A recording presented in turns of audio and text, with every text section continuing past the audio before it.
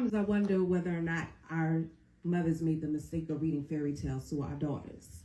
Because something about those fairy tales has a thinking that the prince is coming to save the day. And something about those fairy tales permeate into our psyche and have us thinking that we cannot resuscitate the power within us and bring the power within us to be the greatest that's within us and greatness and recognizing what we have the power to do. So as a result of those fairy tales, I find myself in my psyche planning things before I'm even a teenager, thinking about my wedding bells and thinking about going down the aisle and playing Barbies and getting married and playing MASH, hoping I end up on the M in the mansion and end up with the husband. And as a result, I find myself thinking all these things, not realizing that there are more things important than just a wedding ring. But again, those fairy tales permeate in our psyche that we have to be married.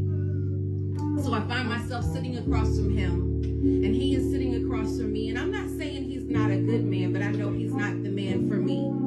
So it's something about the candle lighting, and I find myself wanting to say, we belong together. Come on.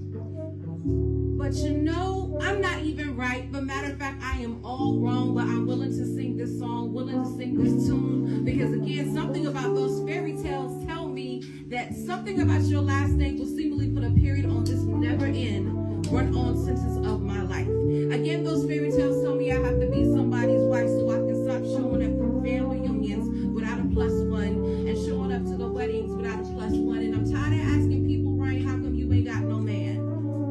So I'm willing to say that he is the one, all because I want my mommy and my daddy and my aunties to be proud of me.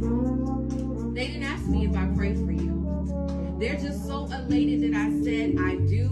They're just so elated that I go down this aisle, ask God to bless this mess later, not realizing that I said I would trust in him with my life more abundantly. But for some reason, I think when it comes to matrimony, he is obviously taking too long because this clock keeps ticking. And as a result, I feel like he has forgotten about me. So I'm willing to trust in my own understanding, not realizing I'm sinking deep down in the quicksand of my own abyss and my own demise, all because I'm tired of waiting.